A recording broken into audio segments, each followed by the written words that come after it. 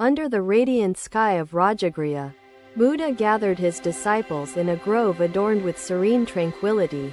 Sal trees stretched gracefully, their leaves murmuring gentle hymns to the breeze.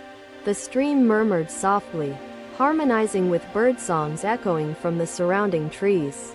Life flows like this stream, the Buddha spoke, his voice gentle yet resonant, filled with calm wisdom. Each drop is part of the whole, flowing together in perfect balance. Without resistance, he picked up a pebble from the bank, observing its smooth surface shaped by time and water. This pebble is shaped by its journey, softened by the current, yet it remains itself, simple and complete. One disciple leaned forward, intrigued, asking, "Master, how do we remain complete amidst life's unceasing currents and challenges?" The Buddha's smile was subtle, his gaze warm and steady, a reflection of deep understanding.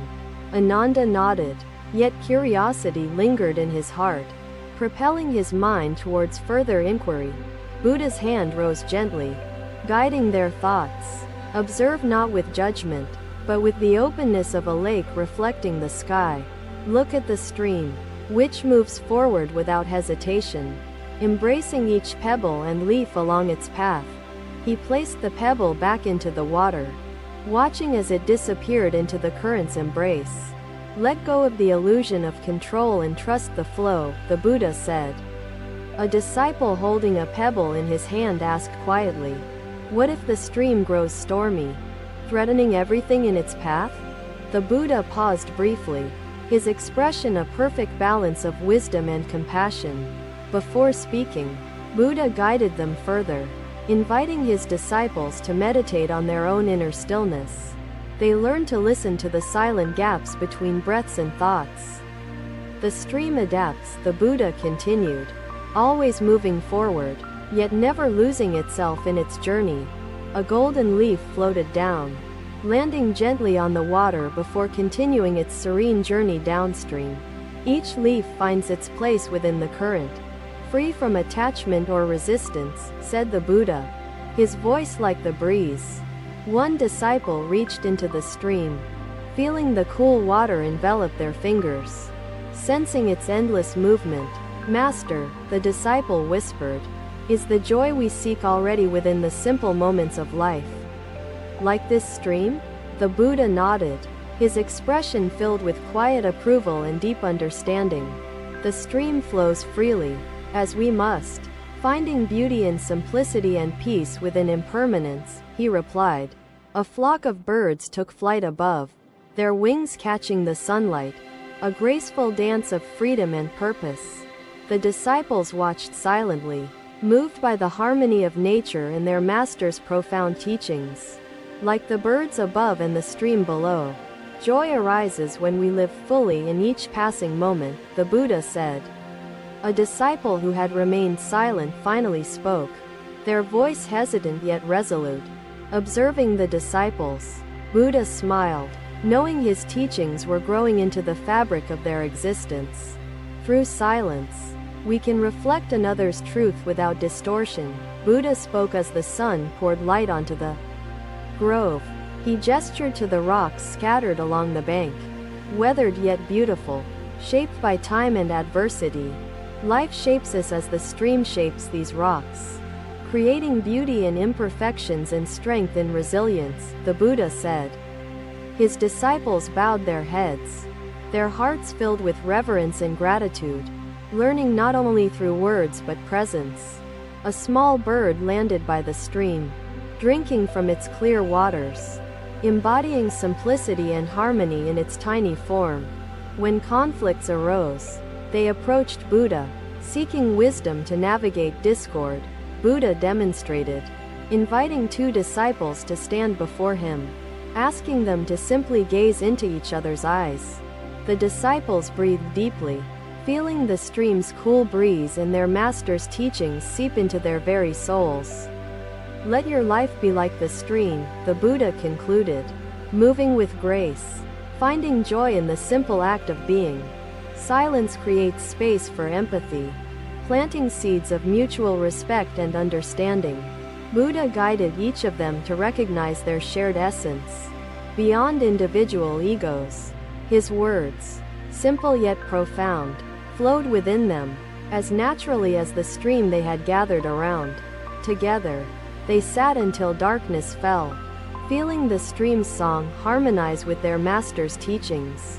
As seasons changed, the grove became a sanctuary for contemplation, blossoming with inner peace and mindful interactions. Buddha's teachings echoed in every leaf, every bird, every disciple's heart. Another day, another journey. As the Buddha walked through a quiet village with his disciples close behind him, the sun rose steadily, warming the earth and awakening the village from its slumber.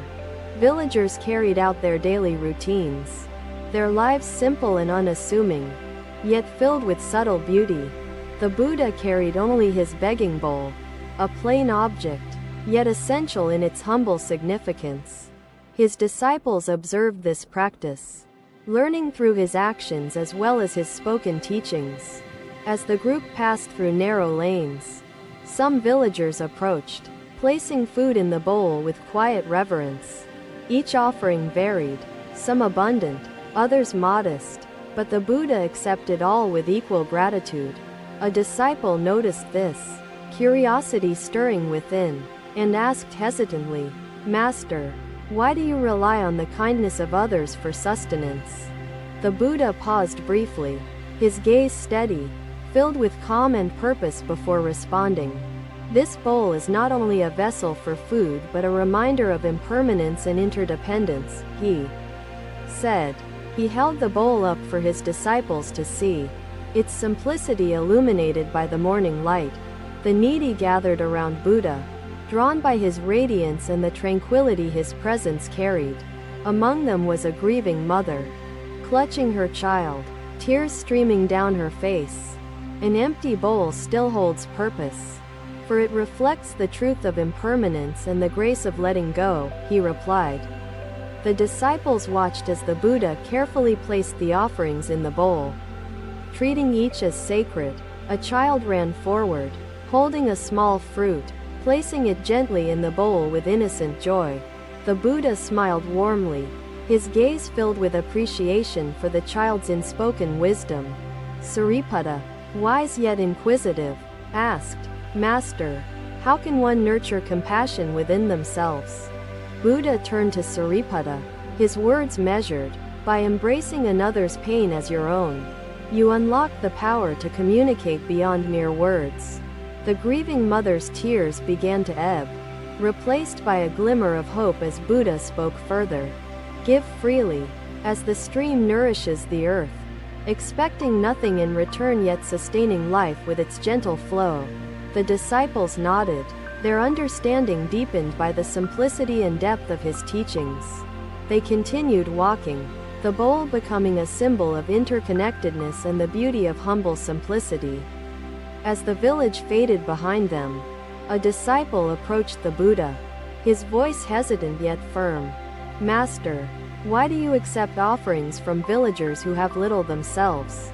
Should we not spare them the burden?" The Buddha paused, his gaze steady on the path ahead, his voice filled with clarity as he replied, "By giving, they partake in the act of sharing, which fosters joy and dissolves attachment to worldly possessions." He gestured toward a lone tree in the distance, its branches reaching outward, shading travelers with generosity, like the tree that offers its shade to all, without discrimination. "Giving enriches both giver and receiver," the Buddha said.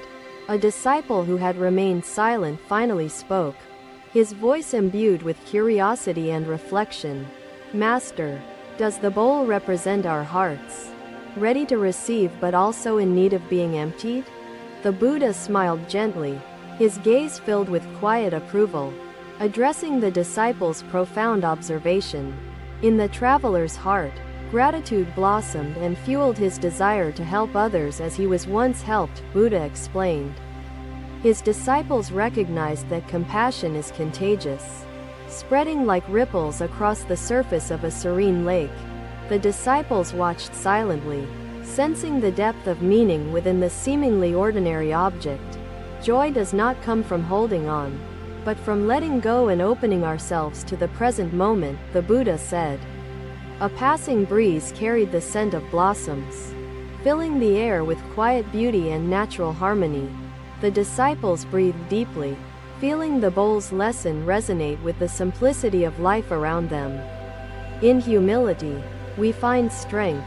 In gratitude, we find peace. In simplicity, we find abundant joy, the Buddha said. Another disciple asked, his voice quiet yet firm, Master, how do we live without fear of the bowl's emptiness? The Buddha's voice softened further. His compassion reflected in every word as he addressed the disciples' concern. The bowl is empty only if we perceive it as such. Within its emptiness lies the promise of new possibilities. He gazed at the horizon, where sunlight met earth in seamless unity, embodying the teachings he shared. A lone bird perched on a branch nearby, singing a melody filled with freedom and gentle wisdom.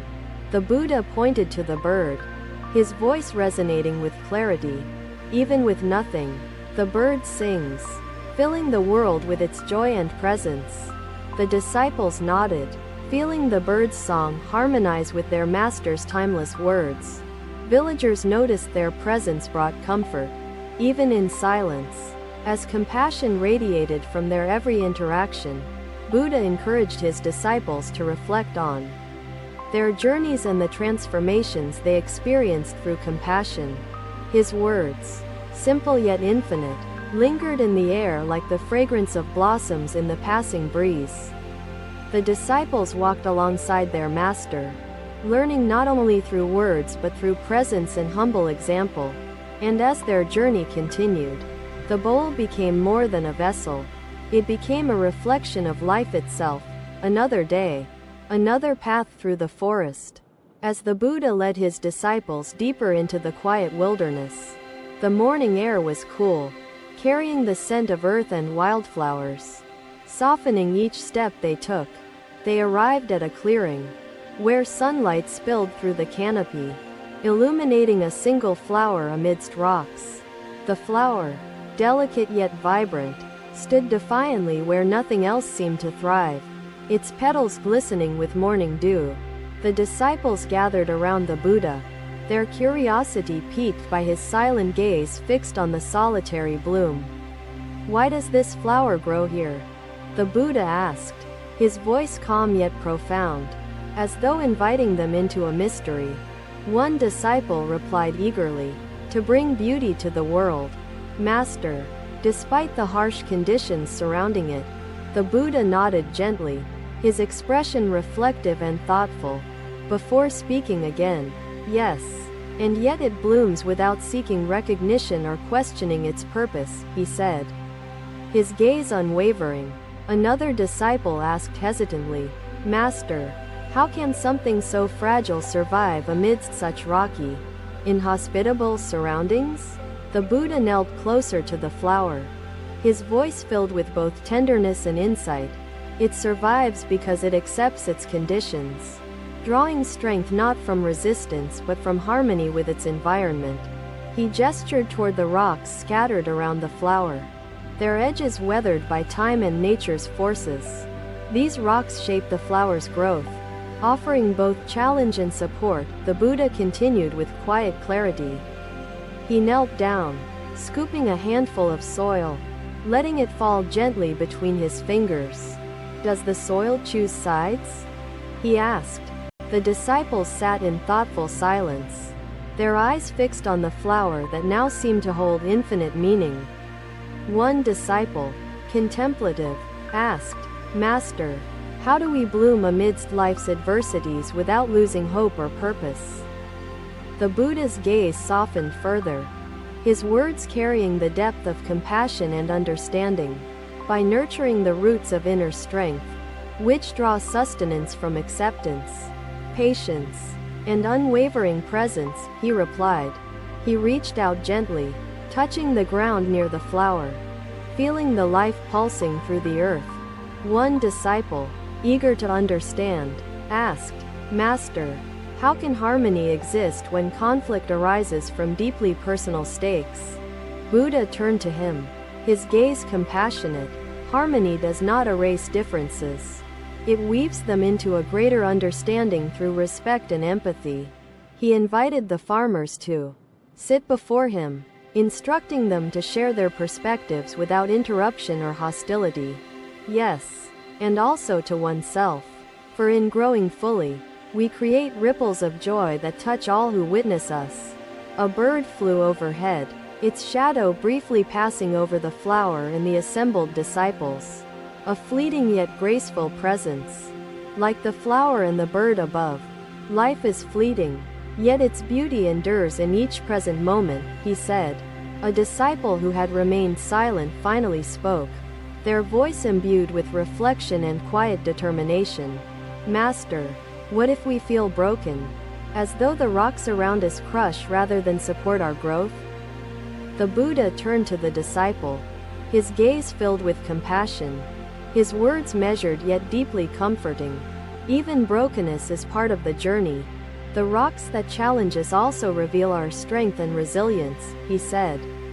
He gestured toward a crack in one of the rocks, where moss grew, softening its jagged edges over time.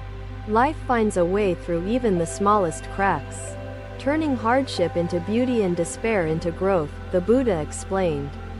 They discovered compromises that balanced fairness with cooperation, restoring peace between them.